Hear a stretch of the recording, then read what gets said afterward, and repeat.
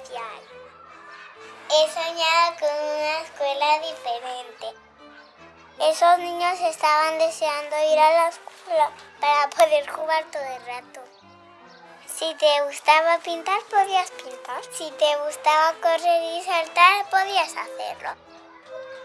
Los mayores les comprendían y les hablaban bonito, como dicen en Perú.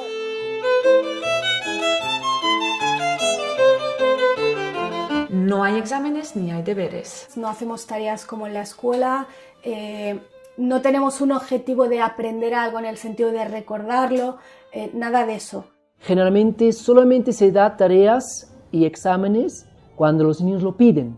Con los exámenes que conseguimos, pues que aprendas por el examen. Sentirse muy nervioso frente a exámenes y esto de estrés no sirve para un aprendizaje integral. Porque si tiene que aprender algo para una buena nota, para complacer a mamá o papá o el director o el profesor y sabe que al final si viene y tiene una mala nota va a ser duro, va a decepcionar a una tercera persona, eso es muy duro. O sea, yo como persona, mi vivencia con los exámenes ha sido siempre como que me preguntaban lo que no me interesaba, ¿no? O sea, a mí me encanta estudiar realmente y siempre he estudiado de una manera como muy espontánea y como muy libre, pero luego sacaba muy malas notas porque realmente me había ido por caminitos que no iban a preguntar luego en el examen. El tema de los deberes, ahí la primera pregunta es: ¿tienen sentido los deberes que le han mandado a mi hijo? Yo no sé de dónde salen los deberes, realmente no sé cuál es el origen de los deberes y no sé cuál es realmente el objetivo de los deberes. Bastante hacen los niños en el cole, 8 horas, como para además llegar a casa y tener más deberes, no tiene sentido. Lamentablemente en la escuela pública muchas veces no tiene ni un sentido el deber que le han dado. Yo creo que en realidad los deberes servirían para que los padres de las escuelas tradicionales se den cuenta de que el sistema educativo no sirve para nada, porque ellos no recuerdan nada, no pueden ayudar a sus hijos en los deberes porque no se acuerdan. Tú no deberías de enseñar 2 por 2, 4, no tiene sentido. El niño te lo recita pero no tiene ni idea lo que está diciendo. ¿Quién se acuerda de la geometría cuando es abogado? No se acuerda, o sea, te acuerdas de la geometría si te ha gustado la geometría, ¿no? Es a través de manipular y manipular y manipular que al final se te queda por dentro. Igual que conducir un coche o ir en bici. De tanto ir en bici, al final sabes ir en bici. Nunca, jamás se te olvida. Muchas veces las tareas solo sobrecargan al niño y le roban tiempo muy importante que él podría actuar con otros niños jugando, lo que es una oportunidad increíble de aprender muchísimas competencias para la vida. No es que me pongo en contra de mi hijo, me alío con la profe, en plan, tienes que hacer la tarea y a tal hora, y si no terminas, pues te quedas sin salir al parque. No, porque yo sé que lo que mi hijo necesita es salir y moverse y correr. Él estaría mucho mejor haciendo, cocinando conmigo, leyendo un cuento o cualquier otra cosa para un paseo por la playa, me parece un poco más interesante. Nada más entrar, los niños entran y tienen acceso al material. Los niños llegan, se ponen a jugar de manera libre, la maestra hace alguna actividad que tenga sentido, sobre todo algún proceso real, o sea, no es que hacemos plastilina, sino que, por ejemplo, la manera de modelar es hacer pan que nos lo comeremos mañana, es decir, cosas reales con sentido y que el niño si quiere interviene y si quiere no interviene. Podemos estar un día visitando un museo y estar 7 horas viendo cuadros y eso está tan bien como estar un día toda la mañana viendo películas, porque con eso también se aprende. Pero también regar plantas, también cuidar de los animales, que solemos tener animales, es importante. Tenemos talleres de ciencias, un club de lectura, hay un club de historia, hay salidas, hemos hecho salidas de observación astronómica. Pero también las reglas de sociedad, decir buenos días, adiós, gracias. También todo esto hace parte de la vida práctica. O sea, no hacemos nada que la gente que está mentalmente escolarizada se pueda imaginar o pueda entender. Tenemos una reunión semanal en la que tomamos las decisiones de tipo organizativo que tenemos que tomar. Pues contamos con una asamblea semanal, que es un lugar de encontrarnos, de plantear conflictos. Hay una asamblea que hacen los del grupo de infantil, hacen sus asambleas concretas, porque es verdad que bueno, las necesidades normalmente en esa edad son diferentes. Plantear proyectos, de que distintos puntos de vista puedan ser compartidos y en algunos casos llegar a acuerdos y en otros casos reconocer que somos distintos. Todos estos temas pues se resuelven pues hablando y organizándonos. Y también las reflexiones, qué está sucediendo en el lugar, estamos siendo realmente lo que queremos ser, estamos haciendo lo que queremos hacer. La idea es que el proyecto esté gestionado por todas las personas que lo conformamos, es decir, niños y niñas y adultos, ¿no? En el caso del jardín del planteamiento Waldorf no existe la asamblea, no hay asamblea. No hay asamblea porque en realidad todo es como si fuera una asamblea, o sea, no está delimitado. Por eso no está nada fijo. Hay escuelas que van a tener una asamblea fija todos los días a una hora, otros que 2 o 3 al mismo día, otros que ninguna. Todo es fluido porque somos únicos y el grupo que se forma en nuestra clase es único. Si tu hijo no quiere aprender, le pasa algo grave a tu hijo. El aprendizaje se produce, como dice uno de mis maestros, Daniel Greenberg, desde que te levantas hasta que te acuestas, desde que naces hasta que mueres, estás permanentemente aprendiendo. Nacemos para aprender, no podemos dejar de aprender, o sea, es que hemos nacido para ello, ¿no? Intenta durante un día no aprender nada, verás que no puedes. Es imposible. El aprendizaje es un proceso que va de dentro a afuera. Que es algo activo. Es lo que hace el niño, lo que hace el que aprende, que es la parte importante. Porque si tú quieres aprender, vas a aprender. Porque está integrado con el deseo. Tú cuando te interesa aprender a tocar la guitarra porque tú quieres, tocas. Pero si le aprendes una poesía por tener una buena nota, por que tu mamá te diga muy bien cariño... Puede ser vivido como violencia, porque ahora no quiero aprender esto, pero me están obligando. La enseñanza puede ser invasiva, puede ser una agresión. Cuando yo intento enseñar algo a alguien que no está interesado o que no está capacitado, eso es una agresión. La enseñanza es un proceso que va de fuera a adentro. Alguien de fuera enseña a otra persona, ¿no? Entonces no es un aprendizaje que quede tan integrado. Cuando te meten en el conservatorio de pequeño, una gran mayoría aborrecen la música, por lo menos durante unos años, ¿no? Otros, pues, tienen más dones para la expresión musical y en 2 años son capaces de hacer casi 4 años de conservatorio de piano. Te pongo ejemplos reales, ¿no? Y en nosotros mismos podemos tener un ejemplo, o sea, seguramente, bueno, yo vengo del sistema educativo tradicional, pero sé que lo que he aprendido en mi vida, porque he querido aprenderlo, lo he aprendido muchísimo mejor y he tenido unas ganas inmensas. Me he tirado horas enfrascada en un aprendizaje porque me ha apetecido a mí, he querido seguirlo, ¿no? Esa es la clave de la cuestión, que no todos aprendemos igual. No hay un sistema mejor que otro. Cada uno tiene sus dones, cada uno tiene sus talentos y encuentra su manera. Entonces, un niño en libertad aprende muchísimo más en realidad. O sea, no solo es que no deja de aprender, sino que tiene muchas más ganas porque nadie se las corta, nadie le obliga, nadie le dirige. Todos los niños son curiosos, cada 2 por 3, ¿esto qué es, mamá? ¿Esto para qué sirve? Todo lo tocan, todos lo decimos, todo lo tocan, todo lo ponen a la boca. ¿Por qué? Porque quiere aprender, es curioso. La curiosidad es casi el motor del aprendizaje. Y por mucho que nos empeñemos y por mucho que se empeña el sistema educativo en que dejemos de desear aprender porque nos obligan y nos guían y nos marcan y nos coartan, aún así seguimos teniendo ganas de aprender. Aprendes a base de experiencias, aprendes a base de errores y a los niños no se les deja equivocarse. El número de niños que hay por aula y el no poder decidir nunca o recibir una atención individualizada, el que no hubiera un respeto por los ritmos, que no se pudiera jugar más tiempo que hacer fichas, que cosas que tú recordabas de la escuela que no te habían gustado, ¿no? Y en las que estaba pues evadiéndome constantemente, ¿no?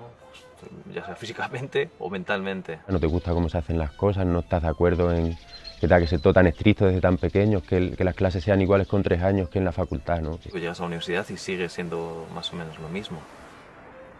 A partir de ahí es cuando ya te planteas realmente, ¿es esto lo único que puede haber o puede haber alguna otra cosa? Y no seguir un programa, un currículum, que lo que hace es, pues, de alguna manera normalizar y poner a todas las personas medidas por un mismo parámetro. Eso surge porque la educación tradicional, la que ha nacido más o menos en la época industrial o un poquito antes podría ser, pero se ha masificado en la época de la industrialización en Europa, Escuelas que nacen para dar respuesta a unas necesidades en realidad que son completamente diferentes a las que tenemos ahora. Entonces está todo un poco planificado, se podría decir, como en una fábrica. Tratamos que los niños sean todos más o menos iguales. No queremos un niño tímido ni demasiado extrovertido. Los queremos igual, que todos sean medianos en mates, medianos en lengua, medianos en todo. No puedo entender que en un grupo de 30, 40 personas se pueda intentar que todos los niños sean educados de la misma forma. Y como esto no es natural, es un espacio bastante artificial, también la mezcla por edades no existe, entonces es todo homogéneo, monocultura casi. Es que no permite esa personalización de la educación que al final es lo único que sirve y que hace falta. Ya no hay un monopolio de la información o del conocimiento, de la sabiduría en manos de unas pocas personas como antes los sacerdotes o los profesores, sino hoy en día es tan accesible la información que ya no tiene mucho sentido. Toda esta cosa del acúmulo de información es algo que ya está obsoleto, porque tenemos ordenadores, tenemos cerebros externos que cumplen esta función. Así que nosotros nos tenemos que dedicar a lo que es esencialmente humano, y lo que es esencialmente humano son, entre otras cosas, las relaciones personales. Justamente lo que la Tierra, el mundo, el planeta necesita no son ordenadores en nosotros, justamente lo que necesita de nosotros es lo que nos hace puramente humanos, ¿no? Lo que nos diferencia radicalmente de cualquier máquina. Y esto es precisamente lo que la escuela tradicional está matando desde el primer día, ¿no? Yo creo sinceramente que lo más importante es enseñar a nuestros hijos justamente eso, cómo encontrar la información.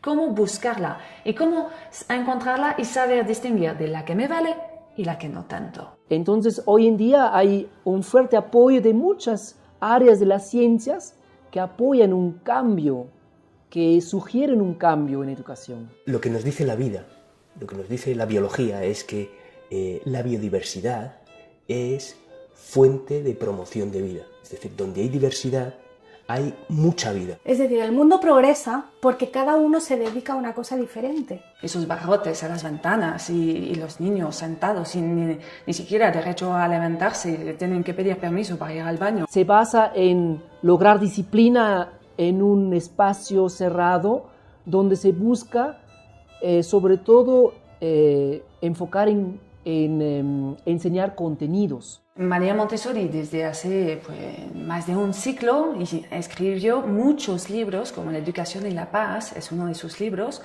diciendo todo lo que estoy diciendo, que ya a su época comparaba la escuela normal, para llamarla de una forma, con una preparación para la guerra. Y decía, no, tenemos que preparar a nuestros alumnos para la paz en libertad. Un grupo de familias, la mayoría del grupo de la estancia de aquí de Cáceres, empezamos a reunirnos y a comentar pues, los desacuerdos que tenemos con la escuela convencional. Bueno, como somos padres, los fundadores de este proyecto, vimos la necesidad en nuestra propia vida, ¿no? Y esa hija nos trajo una revolución personal. Hice un viaje conociendo diferentes escuelas, diferentes pedagogías, diferentes métodos. Decidí irme alrededor del mundo para tratar de conocer más métodos y más escuelas Montessori. Empieza a mirar en internet y que hay un montón de escuelas libres, que está Paideia, que está Doniés, que hay un montón de escuelas que llevan una veintena de años. Y con eso empezamos en Salamanca un proyecto educativo, a lo que llamamos un proyecto educativo de educación libre. Una cosa es la pedagogía alternativa y otra es la libre. El movimiento de la educación alternativa, digamos, aunque es una definición que se hace en singular, la educación alternativa, en realidad lo que hay es una diversidad ingente de educaciones alternativas. Que como en todas las cosas, pues hay corrientes más innovadoras, hay corrientes más cerradas. Gente de todos los niveles socioeconómicos, gente de todas las confesiones religiosas, y gente atea y gente agnóstica, y gente con todas las ideas políticas. O sea, el espectro es amplísimo, tan amplio como la propia sociedad. Creo que es tremendamente importante que haya todas esas diferencias. Esto es positivo, no es negativo, es positivo. Escuela alternativa significa una alternativa al sistema vigente. Y eso entonces también es un concepto relativo, porque, por ejemplo, la escuela en Finlandia, el modelo educativo finlandés para nosotros sería un modelo de escuela alternativa. Es decir, la alternativa a lo que hay. Es un espacio donde se trata, lo primero, se trata a la persona de manera diferente. Ya ni siquiera digo al niño, digo a la persona en general, ¿no? A todas las personas de manera diferente. El pilar básico de la pedagogía de la caseta es el respeto hacia sus necesidades. Y con el niño lo más grave es que cuando nace lo respetamos que aprenderá a caminar, que aprenderá a agarrar cosas, que aprenderá a hablar, todo eso lo respetamos y de repente cuando cumplen 3 años ya no confiamos en ellos y ya tenemos que empezar a dirigirles y ahora todos tienen que hacer esto y ahora todos tienen que hacer esto. Buscando metodologías más activas, quiere decir donde el alumno está más considerado como un protagonista, participe en el proceso y no tratan al niño como un mero objeto. Entonces, esa actitud participativa de también poder expresar lo que uno siente, lo que uno piensa, eso ya es una característica totalmente esencial de no estar simplemente calladito, obedeciendo, quietecito en la silla. Y dentro de estos principios hay una diversidad importante. Hay quien lo hace en casa. Y en casa no significa físicamente en casa, sino que significa en familia. Porque hay familias que educan en casa que sí se ponen en el rol de profesor y distinguen el horario de, bueno, de 9 a 12 estamos estudiando y yo te estoy enseñando y luego ya vuelvo a ser tu madre y hacemos lo que sea que tengamos que hacer. Yo no hago eso, de hecho el unschooling consiste en no separar el tiempo de aprendizaje del resto de la vida. Agregan al aspecto activo del aprendizaje una cierta libertad y también una participación democrática o por lo menos una consideración de la opinión de los alumnos en el mismo proceso de aprendizaje. Si se les deja desarrollar su propio deseo, ellos saben lo que necesitan. Es una educación basada en la confianza. Confiar en que ellos van a actuar de una manera que va a ser buena para ellos. Siempre que hablamos de escuela libre o democrática, siempre sale lo de hago lo que me da la gana, ¿no? Es como la frase que siempre sale, pero ¿hacen allí lo que les da la gana? Confiar no quiere decir dejarles hacer lo que quieran, tampoco. Dejarles que se den golpes, ni que se... no. Dentro de una escuela democrática, paradójicamente, hay muchas normas y muy claras. Límites, normas de a su ritmo, el respeto. Y va aprendiendo a través de esos límites que existe otro, que hay que respetar también al otro. Respeto por la forma de comunicarte, respeto por las opiniones de los demás, respeto por el entorno. Pues esos son los límites que ayudan a crecer.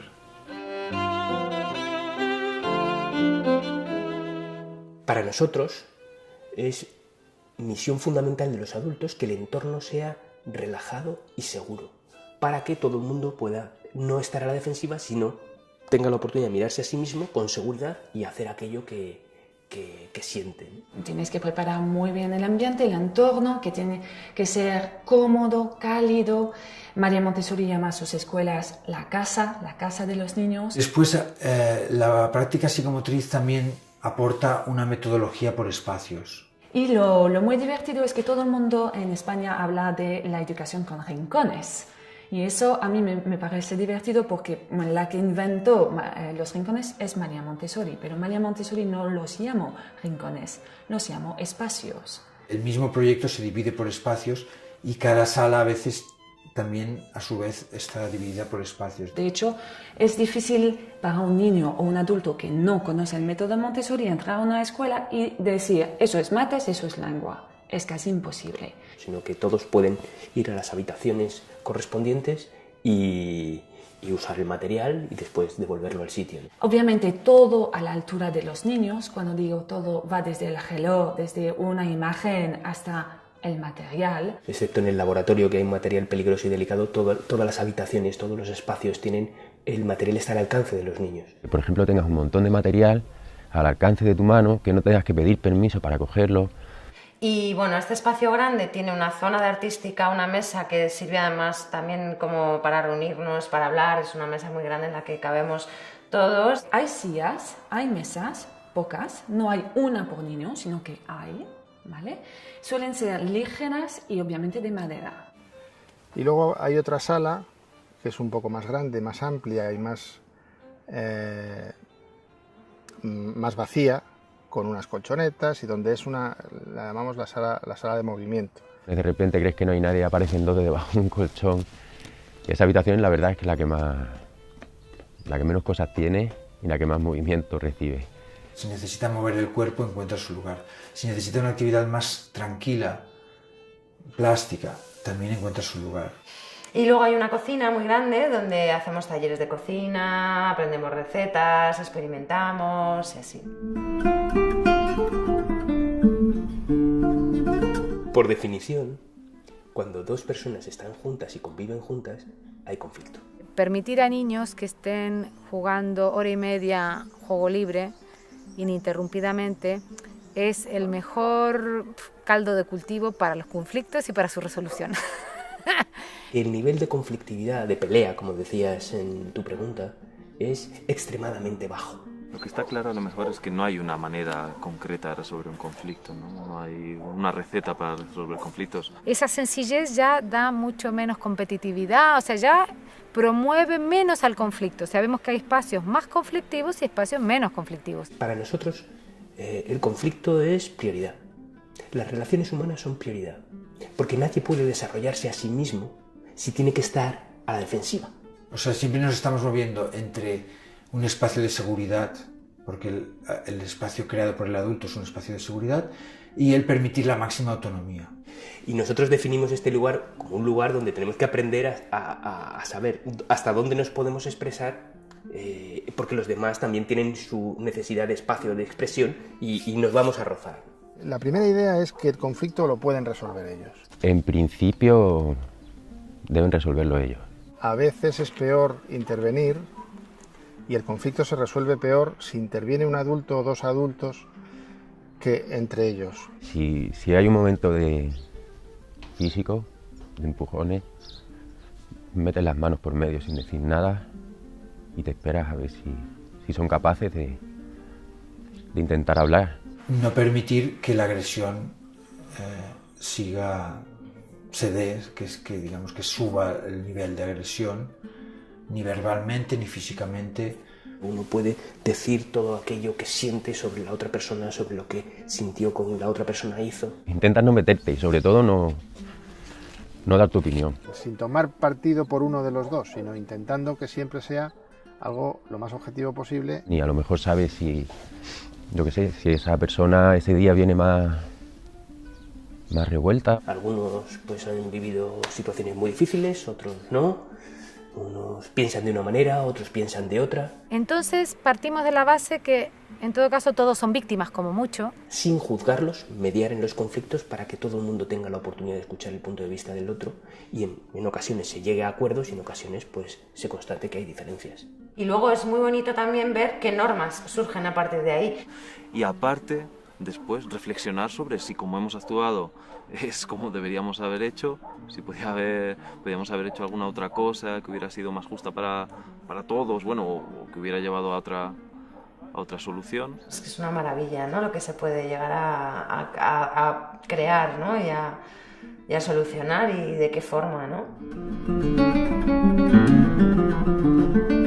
Gran parte de lo que eres como adulto se lo debes a lo que fuiste como niño, por lo tanto sí que va a ser muy importante qué tipo de relaciones has tenido, cómo has sido educado, ¿no? Todas las fases que vas a tener de mayor las pasas primero de niño.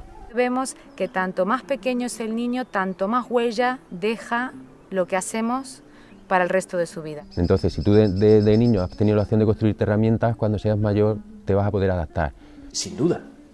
La capacidad para mirarse dentro tiene que ver con cuáles han sido tus experiencias emocionales, sobre todo en la primera infancia, ¿no? Es donde más responsabilidad hay. Porque ahí es donde se crean las bases de la persona. Para nosotros Guaira no es el espacio donde ellas se educan. No me gusta llamarlo espacio educativo porque creo que es solamente un elemento más de su desarrollo. Porque la educación es eso, está todo unido. Aprenden a escribir igual que aprenden a hablar, igual que aprenden a caminar. Lo que recibimos son muy pocas iniciativas para aprender a leer, digamos como un taller formal para leer, para escribir o para sumar o para la aritmética básica. Tanto el tema de la lectura, la lectoescritura, como el tema de los números se da de una manera espontánea. Lo importante no es leer y escribir, lo importante es comunicarse. La lectura y la escritura son aprendizajes instrumentales para lograr un fin que es la comunicación. Y los niños y los jóvenes están deseosos de comunicarse. Cuando el niño está en ese periodo, el del lenguaje es muy fácil de ver, porque los niños ven una letra y siempre están, mamá, ¿qué pone aquí? ¿No? O sea, si un niño está escribiendo así es que no está preparado para escribir todavía, porque vemos que toda la atención está puesta en controlar este cuerpo totalmente descontrolado. Pero a lo mejor con 7 o 8 años no saben leer. Y con 10, yo he visto chavales en escuelas con 10 que estaban aprendiendo a leer. Pero cuando quieren aprender tardan muy poco. Entonces hay que distinguir entre el proceso de escribir como tal y todo lo que hay antes para que este proceso sea rápido, fácil, alegre, divertido y exitoso. Un niño de 2 años que me dice, tengo sed, dame agua, le doy agua. Si ese mismo me dice, tengo sed de conocimiento, quiero aprender, ¿quién soy yo para decirle, no, cariño, tienes 2 años, espérate a 7 años? No tiene sentido. Y nos damos cuenta, sin embargo, que los niños saben hacer esto, pero no lo hacen a través de lo que denominamos en la educación convencional clases. Partimos de la base que no hace falta, que con ser una vivencia es suficiente. Y lo aprenden de manera libre y espontánea, sin que nosotros pongamos ahí una intención. Porque las matemáticas es la vida misma, todo es matemática. Un pastel que lo separamos, cuántos somos, lo dividimos, pero todo en lo inconsciente. No se hace ningún llamado a que esto entre en un plano consciente. Simplemente sabiendo contar hasta 10 y ciertas reglas de juego, eran capaces de hacer divisiones por 2 cifras sin saberlo. Siempre pongo el mismo ejemplo. Cuando coges una receta de cocina, ¿qué tienes que leer? Lo primero, leer. Eso es lengua. Pero luego tienes que calcular, porque las recetas suelen ser para 4 personas. ¿Y qué hago si tengo 8 personas? Multiplicar. Eso es matemática. Entonces está todo unido. No deberíamos nunca separar las materias. Y luego se comen el pan, además. El gran problema es el desconocimiento, hay mucho desconocimiento. La gente no se puede imaginar una escuela libre. Tú hablas de una escuela libre y la gente te pregunta, pero no entiendo, llegan y están todos juntos y no hay clase y no hay aulas y ¿cómo funciona? No se imaginan. La zona de confort que es difícil romper. Eso es también una barrera muy, muy, muy difícil. O sea, la libertad da miedo en realidad. Bueno, ya habló Erich Fromm en su momento, ¿no?, del miedo a la libertad. O yo cuando hablo de la educación en casa que hago con mi hijo, o doy una charla, por ejemplo, de la parte más teórica, pedagógica, legal, toda la teoría de John Holt y todo eso, pero al final siempre me preguntan, ¿pero tú te levantas por la mañana y qué haces? Y la libertad da mucho miedo, el que las cosas no estén claras, ¿no? ¿Cómo van a ser? ¿Qué va a ocurrir? ¿Qué va a pasar? ¿Va a aprender a leer? ¿Va a aprender a sumar? ¿A restar? ¿Se va a desenvolver bien? Y si no... ¿no? Estas dudas, porque realmente tenemos una presión social bastante fuerte, ¿no? Se teme lo que no se conoce. Y sobre todo si piensas que va a ser negativo o si te suena muy raro o si no conoces a nadie que lo haga. El miedo a meter a tu hijo en una escuela democrática solo te sirve para no meterlo. Y entonces, bueno, o para meterlo y no disfrutarlo nada y estar todo el rato pendiente, ¿no? Y entonces intentar seducirlo para que aprenda ciertas cosas. Entonces es no disfrutar y no dejarte llevar, ¿no? Entonces son miedos comprensibles, pero no tienen mucho sentido, en mi opinión. Lo difícil es para el adulto cambiar el chip y aprender a ver el aprendizaje en todas partes. Y llegar a ver, bueno, con esto que está haciendo, está aprendiendo esto y lo otro. Entonces, pues invito a los padres a pensar un poco lo que quieren para sus hijos y sobre todo, pues, oye, visitar escuelas. Niños jóvenes que salen de la escuela, una escuela alternativa libre, con su concepto más integral, interdisciplinario, holístico, tienen realmente las herramientas para poder gestionar problemas. Porque se han encontrado con mucho entrenamiento, con muchos conflictos que han ido resolviendo ellos. Y además han aprendido muchas habilidades que no se enseñan en las escuelas tradicionales, por ejemplo, habilidades sociales. Son niños que tienen unas capacidades diferentes, eso es verdad, y de repente son niños que a lo mejor tienen una capacidad de argumentar sus necesidades de una manera que llama la atención. Eso puede ocurrir. Habla con cualquier persona. Son niños que ven a un adulto y te van a preguntar cosas. ¿Y tú qué haces? ¿Y cómo te llamas? ¿Y que veo a veces niños de otras escuelas que hasta les da miedo hablar con un adulto o con un niño que va en otra clase superior. Son creativos y eso permite que ellos superan cuando hay problemas, cuando hay dificultades, mejor dicho, por ejemplo, adaptarse a un sistema más rígido, dentro de unos 2 meses se adaptan. Es alucinante la gente que sale de estas escuelas y no tiene ningún problema de adaptación. Y esos ejemplos pienso que son muy buenos de los niños que se han educado así y que ya son mayores, ver qué están haciendo con su vida. Nos fijamos un poquito en los que ya han pasado por esta escuela y cómo han salido. Podemos citar a los 2 co-creadores de Google, podemos citar a Ana Frank, al creador de Amazon, el creador de Wikipedia, la hija de los Kennedys. Entonces, bueno, yo creo que la lista es inmensa. Dejo a la gente buscar en Google, justamente. Pero no son niños raros, niños extraños, ¿no? Que hacen cosas raras, ¿no? Son niños que tienen capacidades distintas. Sí que tienen cosas diferentes, tienen muchas cosas en común con el resto de niños, claro. Pero sí que tienen aspectos de su vida muy diferentes. El acompañante tiene un rol muy importante, pero muy diferente a un educador o un profesor tradicional. Nunca utilizo la palabra maestro o profesor, ¿no? Utilicemos otro lenguaje porque queremos crear otra realidad. Nosotros seguimos diciendo profe porque no nos da miedo tampoco la palabra profe. Hemos llegado a la conclusión que lo mejor para que se den estas condiciones, ¿no?, de desarrollo autónomo de los niños es que los adultos estemos con una actitud de observación. Entonces es como que uno está muy atento, pero a la vez dejando que ocurran las cosas. Son los niños los actores de su aprendizaje. Nosotros somos por detrás, somos en la sombra. Ese trabajo es muy estresante. No es fácil, lo que parece, no haciendo nada activamente en el aula, no es fácil. Ese estado de armonía en el juego es uno de los mayores artes, diría el mayor arte de un adulto, crear ese entorno en el cual los niños jueguen y tú estés como que no estás, pero estás. El acompañamiento emocional, ayudarlos a crecer, acompañarlos en las cosas que les pasan. Estar muy atentos a cómo se están sintiendo.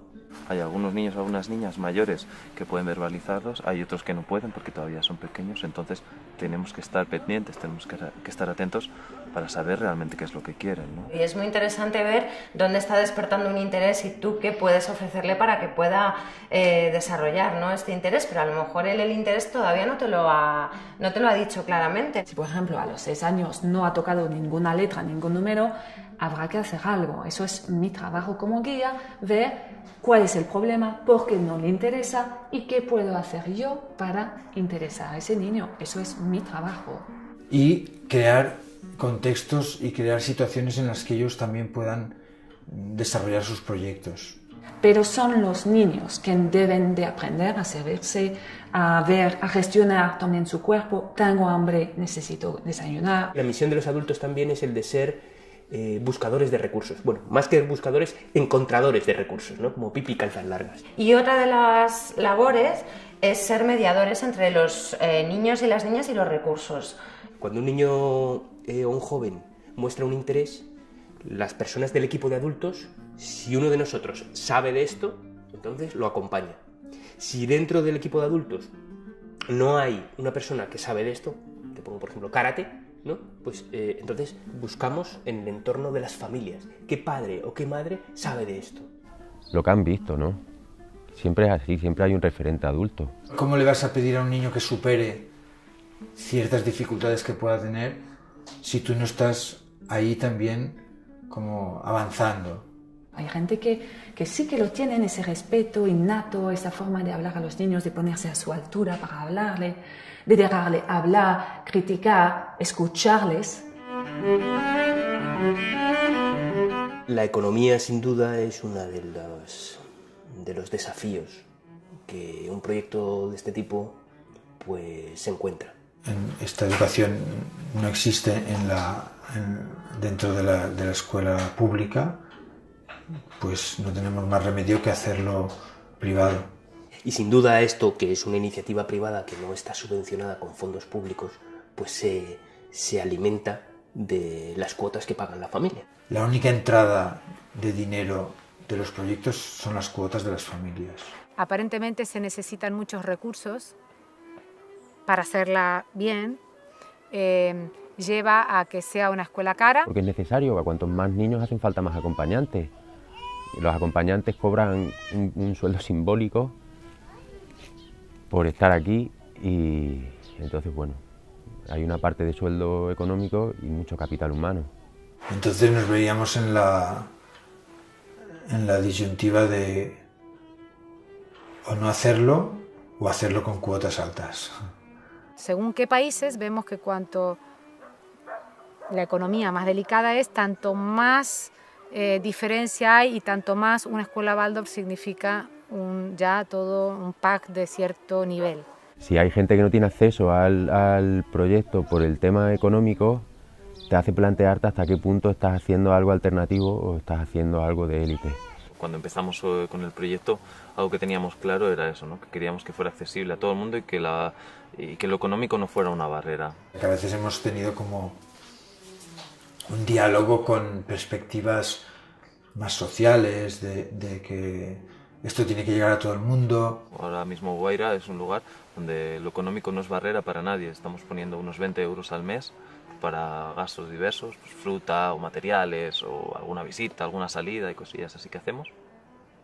Y nada más. Y nos planteamos ahora la opción de dar becas a gente que no pueda acceder, ¿no? Por problemas económicos. También tenemos socios que pueden colaborar con la ONG porque creen en la escuela democrática, en la educación democrática y quieren que esto se extienda y que sea una cosa que crezca y evolucione. Somos especialistas en llegar a acuerdos con las familias para que esto no suceda, para que nadie se quede fuera por dinero. Es en todo caso el Estado el que puede favorecer que este tipo de educación llegue a todo el mundo si es que lo estima conveniente.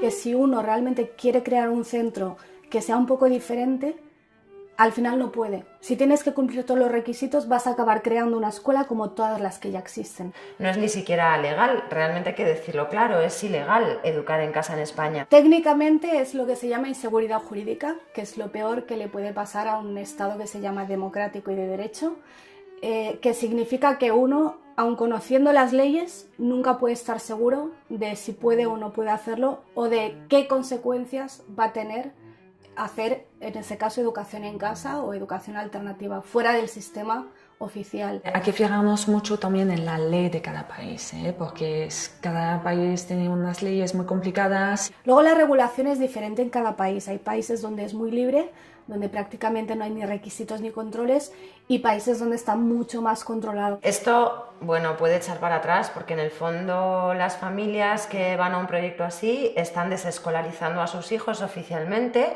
A todos los efectos son personas que educan en casa, son niños educados en casa. A nosotros nos gusta hablar de las leyes internacionales que hablan del derecho de los padres de elegir la educación que prefieran para sus hijos.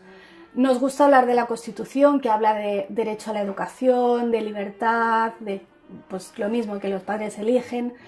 Pero es que luego está la ley, que es la que establece los 10 años de escolaridad. En la educación infantil no es problema, porque al no ser obligatoria, pues los niños pueden ir a donde los padres decidan. Después, tanto con la LOE como con la LOMCE, se pasa de hablar de educación obligatoria a escolarización obligatoria. Solo con ese cambio de término ya se nos ha caído el invento. Los que tenemos hijos mayores sabemos que dentro de unos años, cada vez menos, vamos a tener que plantearnos seriamente el tema de la escolarización. El problema es que aquí se está interpretando restrictivamente, incluso el propio Tribunal Constitucional lo interpreta de forma muy restrictiva y entiende que escolaridad significa escuela presencial en un centro docente homologado por el Estado y nada más. De hecho no existimos como actividad, ¿no? Entonces en cada ayuntamiento pues se va resolviendo como se puede. Y no se admiten tampoco las llamadas escuelas libres porque no cumplen los requisitos de creación de centros docentes que la ley establece. Entonces, cada proyecto está constituido a su manera. Habrá proyectos que son asociaciones, otros son empresas. Otros que son gabinetes psicopedagógicos, pero que ofrecen un espacio de educación alternativa. Ojo de Agua es una sociedad limitada. Hasta ahora nos hemos constituido como asociación. Pues nosotros funcionamos como una ONG que ofrece servicios y cobra por estos servicios. Muchas personas no tienen ningún problema, pero hay personas que sí se ven perseguidas por la administración. No es una persecución activa, tampoco es que el Estado esté pasando lista todos los años para ver qué niño no está escolarizado, pero sí que a veces se han dado problemas. Por la vía legal en primaria es complejo. Se puede hacer y hay muchas soluciones que se han creado, ¿eh? Algunas sí se han conseguido homologar, algunas están como escuela privada extranjera. Lo único que ocurre es que, bueno, como mucho lo peor que te puede pasar después de un proceso larguísimo judicial de servicios sociales, tal, lo peor que puede pasar es que te obliguen a matricular a tu hijo en un colegio tradicional. Hay gente que educa en casa que nunca ha tenido problemas, hay gente que la han obligado a escolarizar, hay gente que ha tenido un expediente abierto y luego se ha archivado. Hay muchos expedientes que nunca se han archivado oficialmente, pero que se han quedado ahí, no sé si olvidados en un cajón, no sé si adrede o por descuido, pero que llevan años que ni avanzan ni se cierran. Me dijeron una vez a mí, te tragas alguna espina, pero te comes el pescado. Nosotros definimos la familia como el ecosistema más esencial para el desarrollo sano de los niños y de los jóvenes, de los seres humanos. Las familias es un pilar fundamental. Hay una forma de incluir a la familia dentro de la escuela y que no sea la escuela por un lado, la familia por otro y los niños no sepan de verdad, ¿no? O que haya una coordinación entre los profesores y los padres y una comunicación y se hagan las cosas a la par. De hecho, nosotros decimos que es condición que haya líneas de comunicación permanentemente abiertas entre los padres y el equipo de adultos para que lo que pase en la casa se trasvase la información a Ojo de Agua y lo que pasa en Ojo de Agua se trasvase la información a la casa. Aparte de eso está toda su implicación humana en las reuniones que hacemos juntos y compartimos cómo vivimos la educación. Claro, esa implicación también se aprecia en lo difícil que resulta encontrar personas que sigan el proyecto. Porque las familias que se acercan al proyecto de alguna manera están buscando ese respeto. Y ahora hay 17 proyectos en la Red de Educación Libre de Cataluña y otros tantos que están a punto de entrar. O sea que ha sido realmente una explosión. Y en general yo creo que ahora hay un despertar general y si se podría decir, por ejemplo, hay movimientos mundiales como la educación democrática, que tiene una red internacional donde se muestra que en todos los continentes hay movimientos en esa dirección. Pero no hay una estructura piramidal en el que una persona haga un gran descubrimiento y luego todos los demás sean seguidores. Guaira funciona de esta manera, en este lugar en concreto, y no creemos que sea ni siquiera exportable a otro lugar. Las personas que lo formamos somos estas, y con nuestras características propias formamos este espacio. Está bien que haya un abanico amplio, que esté la escuela Waldorf, que esté la escuela Montessori, que esté que los WIL, que haya diferentes movimientos simplemente para mostrar otra cosa es posible. Y que luego cada uno pueda elegir si yo prefiero ponerlo aquí o allá, que tengan esta elección. Nuestro objetivo no es que esto se expanda, nuestro objetivo es que cuando alguien quiere saber lo que es, pues que pueda hacerlo y pueda llegar, pero no es ninguna labor de convencer a nadie. Dar la posibilidad a gente, a padres, educadores, psicólogos o curiosos de ver lo que es. Y estamos también conectados con la educación pública, hay mucha gente de la pública que está interesada y compartimos. Vienen muchos niños a visitarnos de coles tradicionales.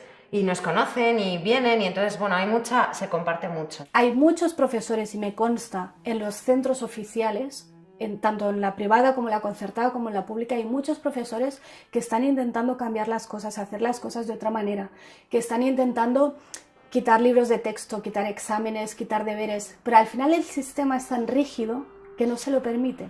He encontrado profesores en escuelas públicas maravillosos, que no eran guía Montessori, pero Pero invitaron a ver cómo trabajaban, no tenían material, pero lo que he dicho, la filosofía sí que la tenían. Entonces, hay profesores de la pública que acaban creando escuelas alternativas, aunque sean ilegales, porque eso al final es secundario. O sea, lo suyo sería que la escuela pública para todos, este eslogan de camiseta verde, escuela pública y para todos, que sea de verdad la alternativa, la mejor alternativa, que lamentablemente no lo es. Pero efectivamente que sea público, eso es mi sueño, por supuesto que sí. Yo sé que esto es algo que funciona, que día a día y año a año estamos demostrando que funciona. Hay escuelas libres muy buenas en España, hay familias educando en casa que están teniendo muy buenos resultados. Solo el despliegue que ha habido en España, de que ahora están prácticamente todas las comunidades autónomas, muestra cómo, lejos de ser una pedagogía desfasada con los tiempos, es una realidad que crece cada año y crece en parte como respuesta al sistema escolar, que no me gusta llamarlo sistema educativo porque no es lo mismo. El sistema escolar está fracasando. Le está fallando a muchos niños. La buena solución es que todavía nos queda mucho por hablar con los poderes públicos, para que reconozcan que nuevas realidades, que yo creo que es parte de su función también, nuevas realidades emergen y ellos tienen que estar atentos, es parte de su trabajo también, estar atentos a las nuevas realidades para que la evolución social se vaya produciendo. Y ahora quien más, quien menos, ha visto un reportaje, ha leído un artículo, incluso conocen a alguien que lo está haciendo. Y por eso cada vez más gente se lo plantea también, porque se va conociendo. Justamente hoy nos han llamado de un cole público, de un municipio de aquí al lado, donde están haciendo un grupo de trabajo de investigación de escuelas alternativas, de educación alternativa, y nos han pedido venir a conocer el proyecto. Y hay algunos estudios, pero poquitos. Yo creo que aquí nos falta eso, una base un poco más formal para demostrar realmente qué es lo que se está haciendo. El mundo está continuamente en cambio, entonces lo que nos valía en nuestra época ya no es válido. Entonces no podemos enfocar en contenidos inciertos. Tenemos que enfocar en otra forma de educar. ¿Qué ciudadanos queremos y nos interesa para nuestro sistema? En esa línea, lamentabilísimamente, está nuestra educación oficial. Reflexionando después te das cuenta de que eso es lo bueno para tener después adultos que sean obedientes, que no cuestionen las normas. Si tú coges a Leonardo da Vinci y le encierras durante 8 horas al día en una escuela a hacer una hora de matemáticas, una de lengua y una de historia, adiós da Vinci, adiós genio, se acabó. Entonces tenemos que ver qué es lo importante, qué queremos enseñarle a nuestros hijos. ¿Para qué estamos enseñando lo que enseñamos? ¿Para quién educamos? ¿Educamos para esa sociedad o educamos para el ser y para que desde este nuevo ser pueda surgir una nueva sociedad? Y no adaptar a los niños a unas necesidades de, digamos, de producción, ¿no? Para que se adapten a un tipo de trabajo. Es que te puedas acabar dedicando a algo que te guste. Al final la educación es para eso, no es para memorizar las capitales del mundo ni para hacer derivadas ni nada de eso. Es para ver qué vas a hacer con tu vida, para eso es la educación. Los que trabajamos con niños, trabajamos con la siguiente generación. Trabajamos a plazos larguísimos. Allí cuando eres maestra, cuando tienes a tus niños delante, tienes el futuro delante. Y estamos absolutamente necesitados desde el punto de vista económico, esto lo cuento para los economistas, para los políticos, de creatividad y de innovación. Para salir, como digo, de la situación en la que estamos. Y me parece que es lo que queremos todos para nuestros hijos, para que luego, visto la crisis que hay, los que se salvan son los que tienen idea. Los que dicen, vale, se me ha cerrado una puerta, no hay una ventana abierta, pues venga, salgo de ahí. Y no es que la intención sea de cambio social. O sea, no tenemos el modelo de sociedad que queremos y educamos en función de ello. Sostenemos lo que ellos son y ellos ya harán el cambio que se tenga que hacer. Como decía Gandhi, sé el cambio que quieres ver en el mundo. A veces la gente te dice, pero tiene que ir a la escuela para prepararse para la vida. Mi respuesta es, mi hijo no se está preparando para la vida, la está viviendo, aquí y ahora. Tienen derecho a disfrutar de una infancia libre, a sentirse respetados, a tener cariño, a pasar las fases de su vida, aprender a vivir, ¿no?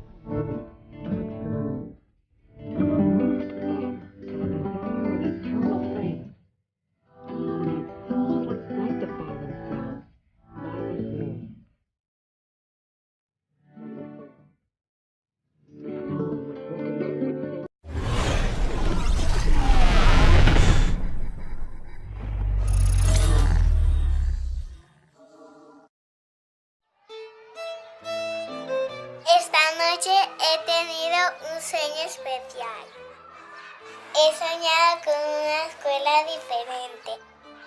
Esos niños estaban deseando ir a la escuela para poder jugar todo el rato. Si te gustaba pintar, podías pintar. Si te gustaba correr y saltar, podías hacerlo. Los mayores les comprendían y les hablaban bonito, como dicen en Perú.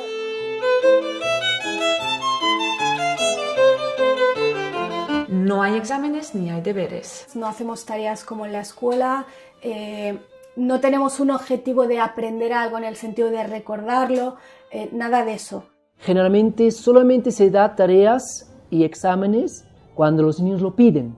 Con los exámenes que conseguimos, pues que aprendas por el examen. Sentirse muy nervioso frente a exámenes. Y esto de estrés no sirve para un aprendizaje integral. Porque si tiene que aprender algo para una buena nota, para complacer a mamá o papá o el director o el profesor, y sabe que al final si viene y tiene una mala nota, va a ser duro, va a decepcionar a una tercera persona, eso es muy duro. O sea, yo como persona, mi vivencia con los exámenes ha sido siempre como que me preguntaban lo que no me interesaba, ¿no? O sea, a mí me encanta estudiar realmente y siempre he estudiado de una manera como muy espontánea y como muy libre, pero luego sacaba muy malas notas porque realmente me había ido por caminitos que no iban a preguntar luego en el examen. Nada más los niños entran y tienen acceso al material. Los niños llegan, se ponen a jugar de manera libre, la maestra hace alguna actividad que tenga sentido, sobre todo algún proceso real, o sea, no es que hacemos plastilina, sino que, por ejemplo, la manera de modelar es hacer pan que nos lo comeremos mañana, es decir, cosas reales con sentido y que el niño si quiere interviene y si quiere no interviene. Podemos estar un día visitando un museo y estar 7 horas viendo cuadros y eso está tan bien como estar un día toda la mañana viendo películas, porque con eso también se aprende. Pero también regar plantas, también cuidar de los animales, que solemos tener animales, es importante. Tenemos talleres de ciencias, un club de lectura, hay un club de historia, hay salidas, hemos hecho salidas de observación astronómica. Pero también las reglas de sociedad, decir buenos días, adiós, gracias. También todo esto hace parte de la vida práctica. O sea, no hacemos nada que la gente que está mentalmente escolarizada se pueda imaginar o pueda entender. Tenemos una reunión semanal en la que tomamos las decisiones de tipo organizativo que tenemos que tomar. Pues contamos con una asamblea semanal, que es un lugar de encontrarnos, de plantear conflictos. Hay una asamblea que hacen los del grupo de infantil, hacen sus asambleas concretas, porque es verdad que bueno, las necesidades normalmente en esa edad son diferentes. Plantear proyectos, de que distintos puntos de vista puedan ser compartidos y en algunos casos llegar a acuerdos y en otros casos reconocer que somos distintos. Todos estos temas pues se resuelven. O que no está capacitado, eso es una agresión. La enseñanza es un proceso que va de fuera a adentro, alguien de fuera enseña a otra persona, ¿no? Entonces no es un aprendizaje que quede tan integrado. Cuando te meten en el conservatorio de pequeño, una gran mayoría aborrecen la música, por lo menos durante unos años, ¿no? Otros pues tienen más dones para la expresión musical y en 2 años son capaces de hacer casi 4 años de conservatorio de piano. Te pongo ejemplos reales, ¿no? Y en nosotros mismos podemos tener un ejemplo. O sea, seguramente, bueno, yo vengo del sistema educativo tradicional, pero sé que lo que he aprendido en mi vida, porque he querido aprenderlo, lo he aprendido muchísimo mejor y he tenido unas ganas inmensas. Me he tirado horas enfrascada en un aprendizaje porque me ha apetecido a mí, he querido seguirlo, ¿no? Esa es la clave de la cuestión, que no todos aprendemos igual, no hay un sistema mejor que otro. Cada uno tiene sus dones, cada uno tiene sus talentos y encuentra su manera. Entonces, un niño en libertad aprende muchísimo más en realidad. O sea, no solo es que no deja de aprender, sino que tiene muchas más ganas porque nadie se las corta, nadie le obliga, nadie le dirige. Todos los niños son curiosos, cada 2 por 3, ¿esto qué es, mamá? ¿Esto para qué sirve? Todo lo tocan, todos lo decimos, todo lo tocan, todo lo ponen a la boca. ¿Por qué? Porque quiere aprender, es curioso. La curiosidad es casi el motor del aprendizaje. Y por mucho que nos empeñemos y por mucho que se empeñe el sistema educativo en que dejemos de desear aprender porque nos obligan y nos guían y nos marcan y nos coartan, aún así seguimos teniendo ganas de aprender. Aprendes a base de experiencias, aprendes a base de errores. y a los niños no se les deja equivocarse.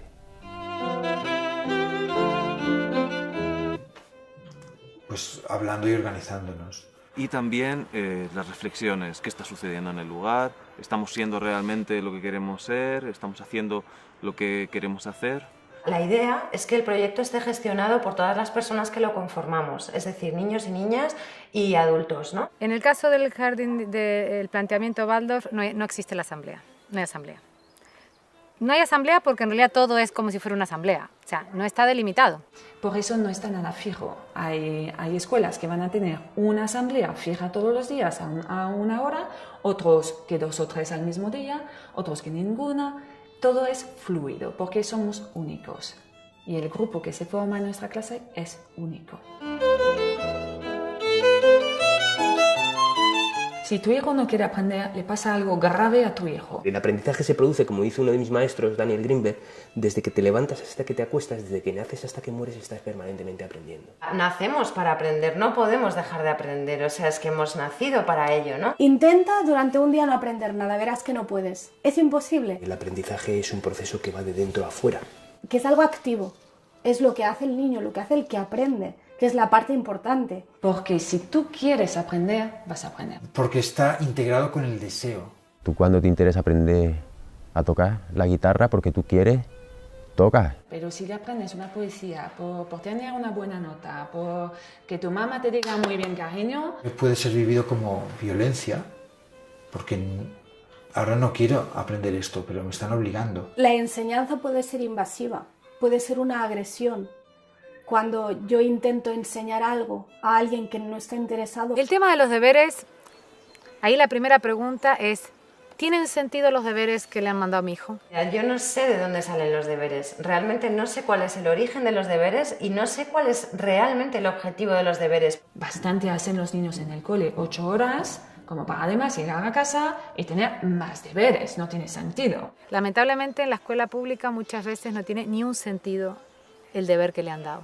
Yo creo que en realidad los deberes servirían para que los padres de las escuelas tradicionales se den cuenta de que el sistema educativo no sirve para nada, porque ellos no recuerdan nada, no pueden ayudar a sus hijos en los deberes porque no se acuerdan. Tú no deberías de enseñar 2 por 2, 4, no tiene sentido.